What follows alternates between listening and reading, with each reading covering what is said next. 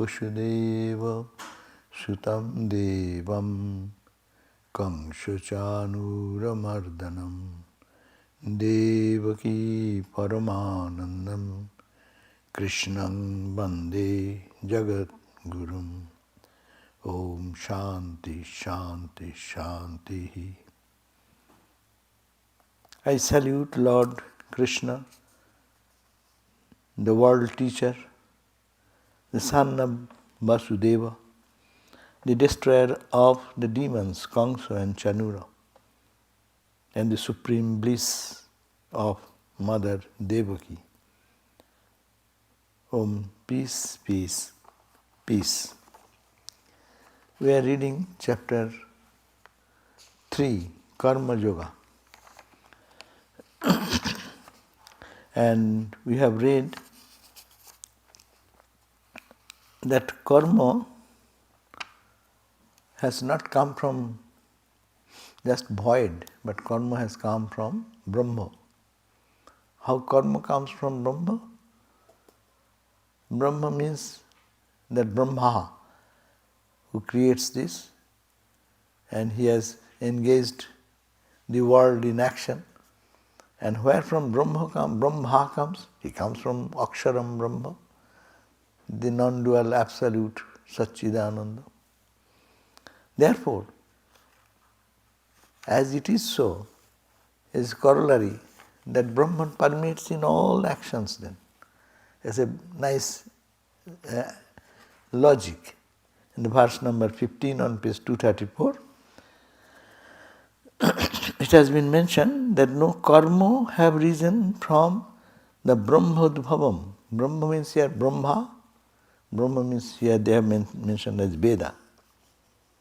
And that Brahma or Veda, whatever you want, Veda is the expressed 234 page. 234. So, the karma has come from Brahman. Here Brahman means the wisdom which is written in the book form or the manifested form of the Absolute, that is Brahma. And then from that has come from the imperishable truth, Satchidananda. And therefore, Sarvagatam Brahma, that all-pervading Veda is therefore even engaged into the Jagna. Because when Jagna comes, it engages one into action. Because Vedic karma they are talking about. Vedic karma means Vedic rituals. So, therefore, he who does not follow on this earth the wheel thus revolving, therefore, he live in vain, their life will be in vain. That means so long we live, we will have to perform our karma duties, and which duties as ordained by the scriptures, the Vedas. So, page 236 we have read already. It says, therefore, 237, but the man who rejoices in the self, is satisfied in the self, and is centered in the self, for him there is no obligatory duty. So duties are obligatory for everyone before the dawn of knowledge. Vedas have designed that way. Vedas means karma kanda and jnana kanda. But the Vedas has come from the Brahman himself. Expression of the truth is expressed in Vedas. Veda means the wisdom, Veda means the knowledge that is expressed. And the path, first everyone should go to the karma kanda, and then he reaches the jnana kanda and attains the knowledge finally. So our Ramakrishna Vedanta also teaches us then to do the nishkama karma. Do work without any expectation or end result. And then by that process of doing work like incessantly, mind will be purified, chitta suddhi, and the nishkama karma will be natural to do it unselfish. And unselfish work is another step, serving God, serving Brahman in all.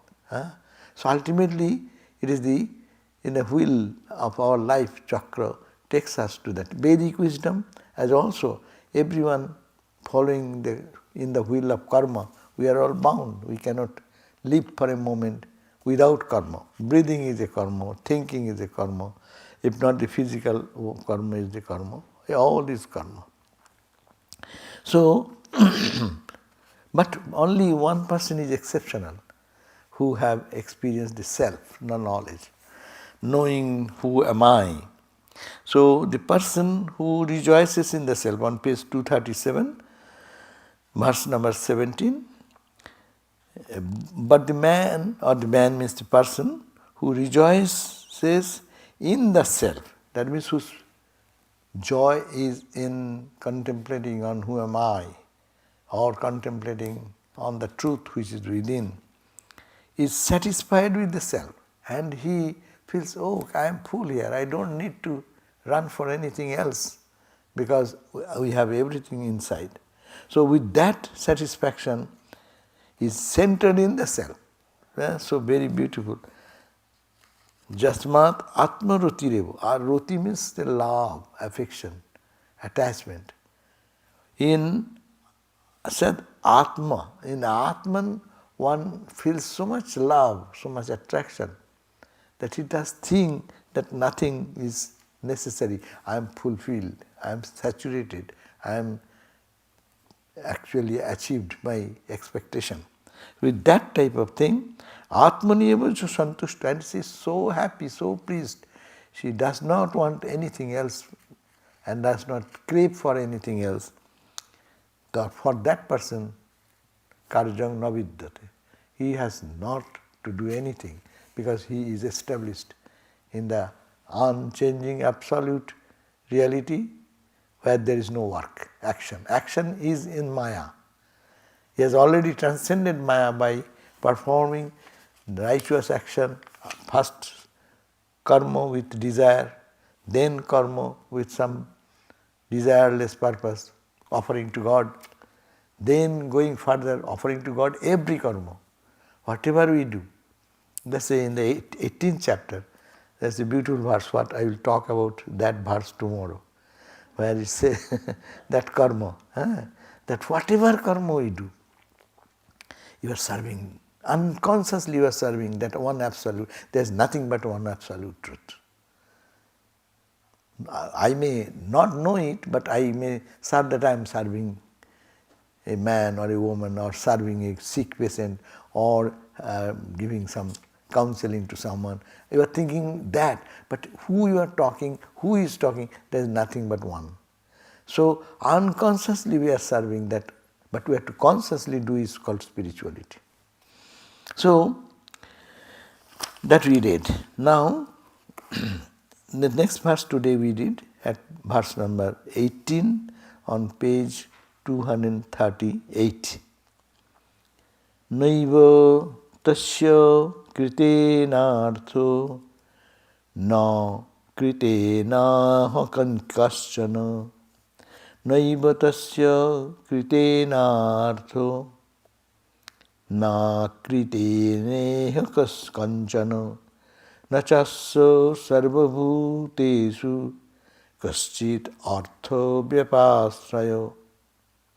From this type of person who have experienced the self and they enjoy being established in their inner self, Atman, for that person there is in this world no object to acquire by doing action. Because in the world we do action to achieve something. But this person who has attained to their self-knowledge, he or she has nothing to do anything, because we do things for getting something. But he has nothing to get, nothing to do. Only he lives in the world, he does not need anything. But his body functions, because there comes the theory of prarabdha karma. Body is functioning, he is eating, we see that. But he is not eating. Ramakrishna is in pain, we see. His body is in pain, but he is not. Hari Maharaj says, he has no pain. It's the body has the pain. So we see from outside their bodily actions, but they are established in their self. They have no action. As they have nothing to acquire, no object to gain anything, because Atman is ever pure, ever saturated, ever fulfilled. There is no lack in it. And that is the absolute truth. That is beyond time, space, causation. So if that truth is the only reality, what more he or she will ask for? Therefore, their body continues as in the impulse of prarabdha. That is the only thing, but they don't do anything. So, doing that, they don't do. Performing action, they don't perform anything. That's a beautiful to understand that they do their work, but they don't do. They talk, but they don't talk. So it is a beautiful spiritual state of attainment that, and intentionally they don't do anything. That's why Swami Vivekananda said, that Ramakrishna injected in me that divine mother, no? Or something in me. And that drove me from one part of the world to the other part. But I am the same child as innocent child sitting at the feet of Ramakrishna in Dakshineshwar, no? That beautiful letter. So that is when he knows that it is his body is doing is an instrument in the hand of the Lord, but he is totally detached. He has no craving, no expectation. He is planning. He is saying, I want this, I want that, this, and giving so much instruction to the world. Given all these instructions, he does not do anything. That's the same story Thakur said, Ramakrishna said. Ramakrishna said about the Vyasdev, the story, that with the gopis, Vyasdev came on the bank of the Jamuna river, and the gopis wanted to cross their Jamuna river and waiting for the boat, but boat is not coming for a long time. Seeing Vyasadev, they said, "Oh Vyasa, please help us. We want to cross the Jamuna river, but I do not know, no boatman, what will happen, so please help us." He said, "I am hungry, please feed me." So the gopis had enough stock of butter and all milk production, all these things. So they fed one Vyasadeva very well. And after feeding, then when Vyasadeva stood and folded palm and tell, "Oh Mother Jamuna, if I have not eaten anything, please make a way for all of us to cross the river." And Mother Jamuna parted, and the sandy bed came out, and Vyasadeva and all the gopis crossed the Jamuna river, and then it became again full of water. They were surprised. Here is the philosophy. Vyasadeva, his body consciousness, when he is in the level of the body ate it. But he thinks, I am untouched, I don't eat, I don't need anything, I am full. So being in that state, they don't work actually. Though their body seems to work, but they do not work. That says Brahmagyanis, all the Brahmagyanis, as say in our Ramakrishna tradition, we are fortunate to hear about, say, all the direct disciples, Swamiji's disciples, Holy Maharaj's disciples, Mother's disciples, so many examples before us that they live in the body but totally detached from the body. So, nor is there any loss by not doing an action. So they do not have there any desire, therefore they don't acquire anything by doing any action, neither they don't lose anything if they don't do anything. Nor has he to or she to depend on anybody for anything. Total remaining in the self as his own divine nature. Not depending on anybody, not expecting anything. So it is depending on the self alone. They feel free. That is the freedom. That is the purpose of life. Purpose of life is to enjoy that type of freedom where there will be nothing else but that experience of that I don't need anything, I have no duty to do, I have neither to not to do, I am neither to do. I am free soul. When you like, you do. You don't like, don't do. And you don't expect anything, don't crave for anything, and nothing can give us anything more because I am already full in myself. That's a grand experience. Here the explanation goes little. In sound sleep, man is self-sufficient. That's true. When we go into deep sleep, sound sleep, do we need anything? A hungry person is in deep sleep. His hunger is not there. He does not feel any hunger. A worried person, full of anxiety, and then goes to sleep, deep sleep. Where is this anxieties? And where is this expectations? Where is the work? Every one of us live in perfect peaceful state. So this state is attained consciously. This is unconsciously we go to deep sleep and we feel that experience. There is no duty, no responsibility, no pain, no anxiety, no worries, nothing. We are free from everything. But one who goes consciously into that state, that is called the established in the self, that person will also feel, I have no duty, I won't gain anything if I do, I don't lose anything if I don't do, and I don't have to depend on anybody. So that is the, spiritual people say, who was that in Benares, that said that Kaun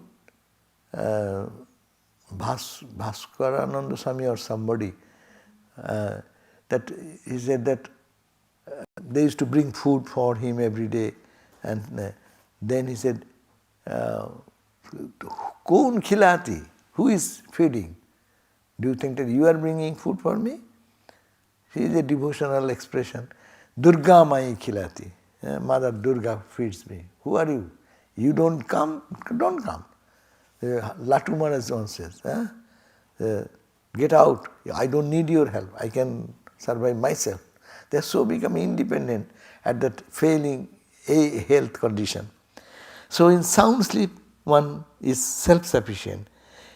That person has nothing to seek from any entity, but it is a negative state based on the nescience, maya, or ignorance. It is temporary. We go to that state, deep sleep, every day for so small piece of time. But before that we dream, or we half dream, half awake. All this goes on whole night. But only few moments we go to that state. But we go to that state and feel this state of experience. But that experience is momentary, and it is in the relative world. But it is temporary. The spiritually enlightened person, on the other hand, enjoys infinite beatitude. Not else is there for him to obtain. This Brahma Avastha, the state of Brahman, is never again lost. Once you gain it, there is no loss. But every night sleep, you may get, you may not get. That's a iffy thing is there. Because it is dependent, it is momentary. But it is not the same, but it is close to the understanding what happens when a person goes to the samadhi state, or when he really is established in this Atman and goes naishkarma. This state is called no karma, naishkarma. It is beyond karma. But karma is done only for us with a specific purpose, expectation, fulfillment. Inadequacy is there, I will be adequate. But in real sense, in the jnanis, the people who are established in their own knowledge, they have no duty, they do or don't do, that they don't have any, they don't incur sin, neither they incur merit, neither they lose, or neither they depend on anything, but they are the self-sufficient people. Brahmajnani therefore has nothing to seek from world with the man. Ramakrishna said here, this quotation, one of the signs of the enlightened man is that he is enjoying boundless bliss within himself. The surface of the ocean seems boisterous, but at the bottom it is all calmness. Even such is the state of affair of a Jnani, Ramakrishna says. But how can he attain to that state? By mere affection. This supreme state cannot be reached. One has to make oneself competent for it by diligent preparation. So how can we reach that state of beyond karma? We all can attain, it's our birthright. So how can, but it is to reach that by diligent preparation is there. Karma yoga is the process. So everyone will have to go through the karma yoga, because even meditation is a karma. So you are analyzing something, discussing something, that is also mental work. Therefore, how shall one do action? That is a, therefore, 19th verse, page 239 says, Tasmat ashakta satatang karyang karma samachara asakto hyacharan karma param apnoti purusha. Therefore, what we have to do? We have to start at a point to reach that state of perfect bliss, perfect bliss. How? Become asakta. The whole Gita's essential teaching, become detached. Asakta. Asakta satatang. Asakta, being detached, satatang all the time, karjang karma samachara. Do your duties all the time. Asakta hi acharan karma. If you can do every action without any attachment, it has come, do, hands off. After doing, let it go. Good, good, bad, bad. That's a real niskama karma. And that type of karma can lead us to the freedom. Because every karma, no karma is binding. It has come, appeared before me today. Certain problem has come, but certain situation has come. Just do in a objective manner and do the best you can do. Bas, hands off. Good has come, thank God. Bad has come, thank God. I am free. I didn't have any motive behind it. If I am partial, then is the problem. So that's why if it is impartially or like an objective, with an objective view, do our duties and then taking our hands off is total freedom. It will lead us every day. So whole day, all the work we do, every time will be filled with energy, because it is nothing for me. It is a duty, come and I do it. Swami Madhavananda ji was asked this question, Maharaj, how could you do all these questions, all these problems come one after another, and he said, but what you do, what suggestion you give, what your decisions, they make perfect sense. We see that end result is good. But we cannot do that. How do you do that? He said, he kept a little silent, and then afterwards he said, any question comes, I try to make my mind void. That is impartial.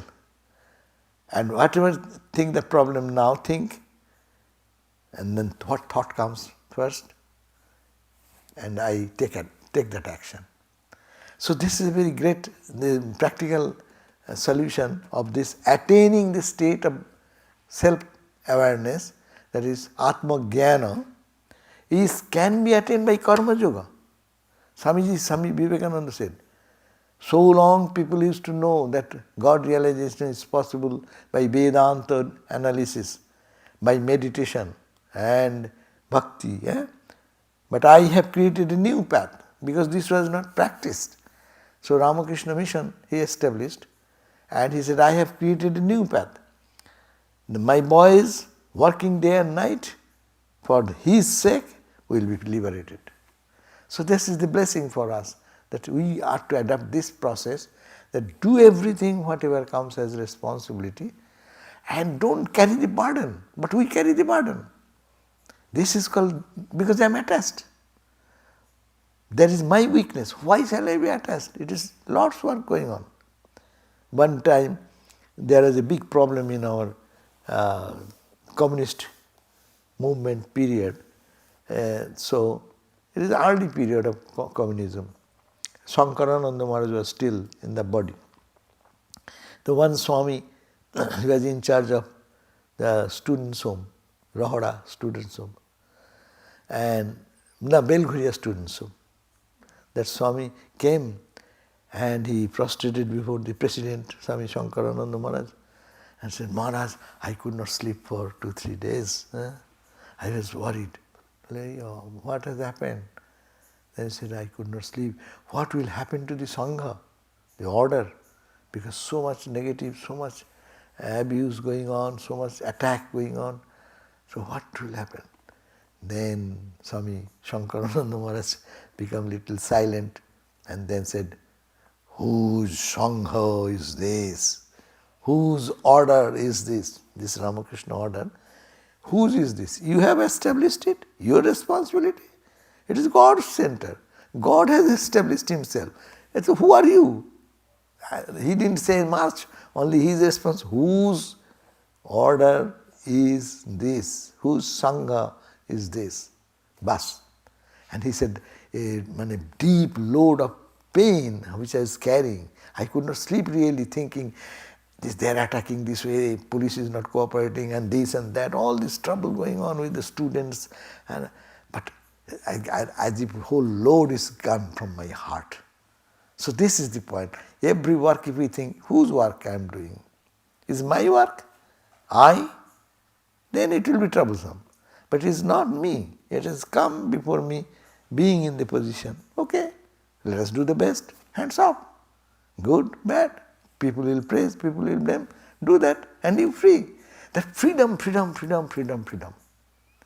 How that eternal freedom will come if we cannot start understanding our every moment's freedom. So that is not only for the monks or nuns, but it's for everyone. Whatever in our life's challenges brings us, let us take it as a responsibility. God has presented and God put me into the condition. Okay, let me do my best. Detached way. Ashakta ujane. Tasmat ashakta satatang. You have to be first detached. If I am partial, then my decision is going partial. And if that does not happen, I will be upset. But I am not this way or that way. They're like a judge in the court. He listens both the sides and impartially tries to see the pros and cons of both and which is right, which is wrong, gives the judgment, verdict. So this is the similar in our day-to-day. We should be judge or judges for our own actions and things as it presents before our life. Therefore, ashakta hi acharan karma. If one can do this practice, being detached, parama apnoti purusha, that person will attain to the parama, that supreme state will be achieved by him. Therefore, the running translation, therefore constantly perform your obligatory duty without attachment. For by doing duty without attachment, one verily obtains the supreme. Explanation is given here. Because of the incessant beating of the heart, bodily existence goes on effectively. But man gives no thought whatsoever to the beating of the heart. Several other essential activities have to be carried on in similar ways, free from attachment. Absence of attachment leads to the pacification of the mind. Work and rest go on side by side. You work and rest. You do and detach. Detachment is the rest. You come back to your strength. I have done it, finish, and I am free. Mind made calm this way becomes capable of grasping the self. Calmness of the mind is not for him who neglects duty. Calmness is a prerequisite for self-knowledge. That is the Vedanta, that is the Raja Yoga. Calmness of the mind brings self-knowledge. But calmness of the knowledge will come only in meditation. That is a slower process. But if it is brought into our day-to-day action, then it becomes quicker process. How to remain in calm situation, doing our duties, performing our responsibilities, and with feeling the freedom. Ramakrishna's example he has given. How are we to reconcile the worldly entanglements and engagements with spiritual detachment? See how the carpenter's wife busies herself with all this sundry. That's example. The pounding of the husk to separate out and put the hand in between the pounding of the rod. No, so how much attention should be given? Free, doing the duty free.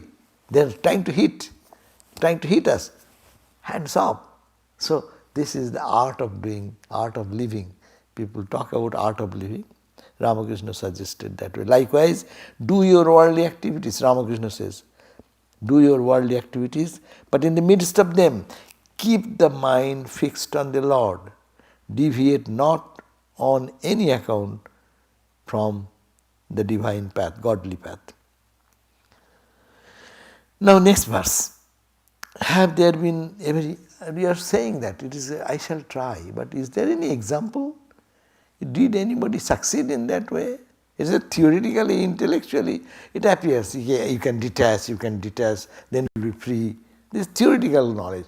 Can you give us some example that someone have really performed it and got the success? Can you do that? Say, that's the question now, 20th verse. Have there ever been people who in the midst of the taxing earthly activities were absorbed in the self? Could we find some example? Yes. Answer comes, karmyo naivo hi sangshiddhim asthita janakadaya loko sangrahame vapi sangpashyan kurtum arhusi. So, Janaka, the king Janaka, the story, karmani eva hi sangshiddhim apnati. He only by true indeed achieved this perfection, only engaging themselves in action. Karmana eva, only by karma, only by action, only by his kingly action. Kingly action is not so easy. Sometimes it is you have to declare war, you have to fight, you have to face all the problems of the innumerable problems of the running administration. So by all that type of karma, sangshiddhim asthita, they have attained to the siddhi, success of freedom. And the example like King Janaka and others. Loko sangraham eva api sangpashyan karma kurtum iha orasi. Having an eye to the guidance of men also, you should perform action. As a society's important person, you should also not be idle. You may say that I have attained freedom. Well, no, still, for the good of the society, you should show your action. Like Swami Vivekananda, Brahmananda, they did not need to do any karma, but they did so much work even after their full attainment of knowledge for the good of. They are examples before us. Say Ramakrishna, what he needs to, he has realized God, finished. Why he need to go to Calcutta, door to door, to this group of people, how they are meditating, how they are praying, and correcting their methods. Unique way of correcting their methods by exemplary life, showing a God-intoxicated life. They are going to this Keshav Sen and their group. They are all chanting, praying their way. But he entering into it, karma, and going there not with the idea that they will be changed, but at least he presented himself like a child and showed the life of intoxication, all attractive. Oh, this is called samadhi, they have heard only. Samadhi is a state that can be attained, a perfect state of blissfulness can be attained. How shall I know that? Here is an example. So, even if you think that you have no duty, but as an example for the society, good people should exemplify them and present that you should get engaged into action. Ramakrishna worked much harder work after all the experience of God realization. Day and night talking. Is it not a work? Day and night, anyone coming. How many people came in Dakshineshwar? Only we get the gospel, very little, only a few pages of that. Every day, Ramakrishna is talking from morning till night, going to ecstasy and doing only Master Mosai went few days, and out of those few days, only few have been published in the 5 volumes of gospel. No, in Bengali now it is 1 volume. But how much the treasure was there, how he is engaged day and night and talking. That's why he said to Holy Mother, so, am I to do everything? Won't you do anything? Huh? So that is the appeal. See, but he is engaged. This is the ideal. God realization does not mean you eat the mango, huh? So, and then wipe it to your face. But there are other people who find a mango tasted good and shares with others. So this is the sharing aspect. For that reason also, O Arjuna, you should have to do karma. Means addressing Arjuna, he is telling all of us, even suppose you have in a very high state of altered state in your mind, but then also you should perform your karma, so that an example before this society. So, Raja Rishis like Janaka, Aswapati, etc., they were engaged in active and efficient administration of their kingdoms. Incidentally, they took part in several other kingdoms. Incidentally, they took part in several other activities conducive to people's welfare. But their aim in life was more than that. They diligently applied themselves to self-knowledge, and God got it. So they are kings. They performed so much of duties, but they attained to the goal of human life, that is God realization. Who's Aswapati? Aswapati is another king. Janaka is one king.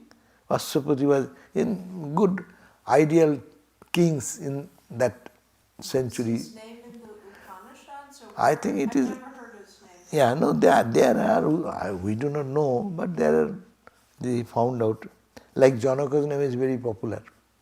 But yes, it's not very popular that we know. There is an additional advantage in the spiritual enlightenment, taking to altruistic work. The ignorant cannot guide society anymore than the blind leading the blind. Ignorant people cannot be the leader for the whole humanity, no? But the enlightened are the best servants of the society. The nature of karma is also very well known to them. Efficient work on right lines can be turned out by them. Following in their wake, ordinary people set themselves to their duties in all earnestness. Taking this important factor into the account, the elite should ever engage themselves in discharge of their dharma to the best of their ability. That means there should be some people who will be established in this knowledge and an example before the society stand and then give guidance to the society, how to work and how doing the work. And Lokeswarananda Swami, just for example, in our lifetime we saw, no? He's doing what a big activities. Run the Institute of Culture is not a matter of joke. But as if when you talk to him, you see that he has no work. He's just like he's meant for you, to talk with you only. With a child I see, he's talking with a very young girl and like a friend and writing a note for her. But how can he do that where he gets so much time and energy? Yes, they are established in their certain, that's the example before us that can be done. And he has inspired many people. The non-Nirtam people, they are inspired by that. What a great work they are doing. They came this time. Came to 1 or 2 nights for just and left for other activity. But I am saying that being an example in the society, they themselves fulfill the mission and they become an example. So people follow the ideal of those who want to follow them. The world goes in its way, waiting for guidance for nobody. You may say, the world does not depend on someone's presence or not. But a pertinent question may therefore be put whether concern for the world is not a self-created problem. The doubt is here made. Now he said, what is there? Do you need people to be example? The world will go. Without ideal people, world is going on. So, but say, no. Reason is here, 21st verse on 242, that yat acharati sreshta. Sreshta means the wise people, the noble people, the people of great character. Those people, yat acharati, the way they behave, the way they act, the way they live, then tattadevo itaro janaha. Itaro jana means ordinary people, those who are not very learned in scripture and study. These type of people, what they do, tattad achariti, they follow that advice, follow the way of the rich and great people, those who are standard in the society. So, yat pramanam krute, that person establishes a standard in their life, lokaha, the other people, tad anuvartate, it follows that track. So good people in the society, the ordinary people follow them. Bad people come in the society, many evil tendency people will join in that track. So whatever a great person does is followed by others, means ordinary people. People go by the example what that illumined person sets up. Being eminent with virtues is a rare gift which comes from God. In one so imbued, godly qualities are in evidence. Such man is viewed as a model to the society. The world feels inclined to walk in his way. His responsibility is therefore very great. Man is to society with a limb is to the body. As the action of a limb affects the body, the action of a man affects the society. In public interest, a person of eminence has therefore to put forth his best. That's why the responsibility of the sadhus, responsibility of the leaders of the country is so important, because what the leaders sow, normal people follow that flow. Slighting or allowing godly gifts go to waste amounts to slighting God himself. So if you don't utilize it, that means you are lost and you also misdirect the society. Now he said that, look at me. We are talking about who else? I look at Krishna. That's verse number 22 on page 243. He says, you see Krishna, Arjuna, no me parthasti kartavyam trishu lokeshu kinchana nan avaptavyam bharta eva cha karmani. Beautiful. No me parthasti kartavyam. Oh Partha, Arjuna, oh my friend, look at me. No me kartavyam. I have no duty. I am the Lord of the universe. What is my duty?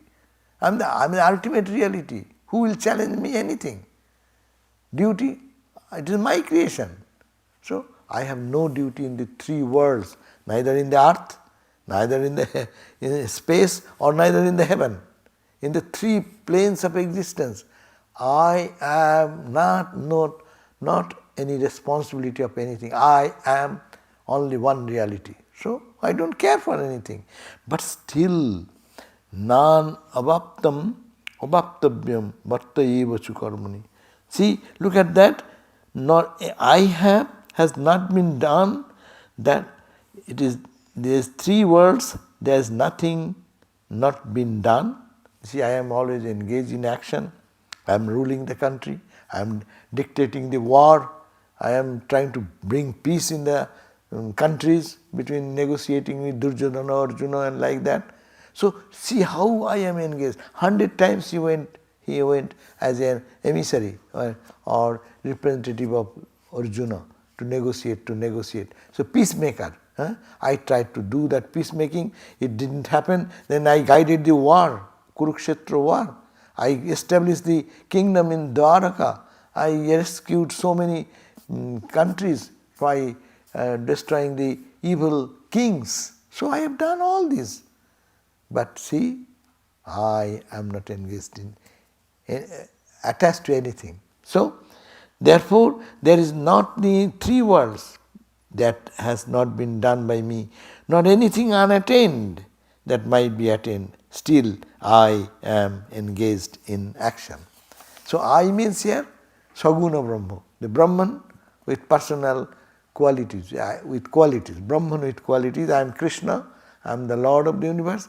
That absolute Brahman with qualities mixed, Saguna Brahma we call. So I, Ishvara, I am the Ishvara or Saguna Brahman, immanent in the universe. So I, as a proximity, there are orderliness and precision in all the things happen. So these happenings, however, are all impersonal. Incessant activities are evident even in the incarnation of Rama, Krishna and others. Sri Ramakrishna had nothing to gain or lose in the Sri Krishna had nothing to gain or lose in the Mahabharata warfare. Still, the part he played in it is far more than those of all the other characters put together. Therefore, but why he did? Why the Lord God is engaged in a fight and inspiring Arjuna to go into the fight? Why? Well, if I don't do this, then world will feel the tamas, filled with tamas, inaction. Even there is injustice, being a warrior, being a ruler of the country, you become indifferent. What type of king you are? Your duty is to protect the interest of the poor and the needy, and your duty is to help destroy the evil in the society.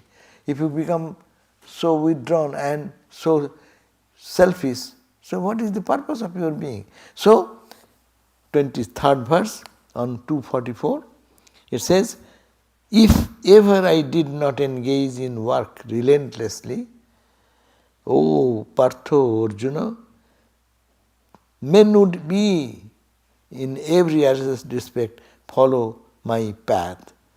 That means, if ever I did not engage in the work, so what people will do? They also stop doing their duties, doing their responsibilities, performing nothing, and they will destroy the whole development of the country. So here is this Sri Krishna is therefore the exemplifier in his conduct. In all of his doing, he is a model to mankind. Okay, another verse I read and then I close. 24th verse on page 245. So, if I am engaged, therefore, if ever I do not engage in work relentlessly, then men in the world, people in the world will in every respect then follow my path of inertness, inactivity. Now, as a result, what will happen? Utsideyurime loka nakuryang karma chedaham shankarasya chakartasyam upohanyam ima praja.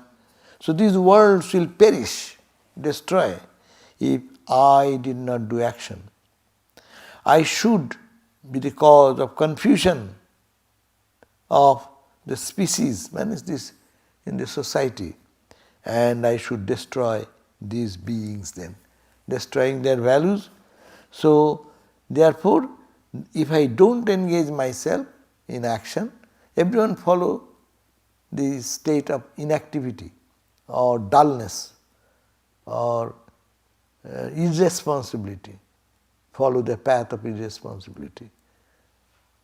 And as a result, society will be going down, it will perish if one does not do action.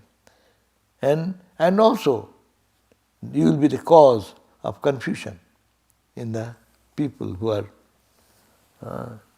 So, explanation says the potentiality of a seed is known only when it sprouts and grows.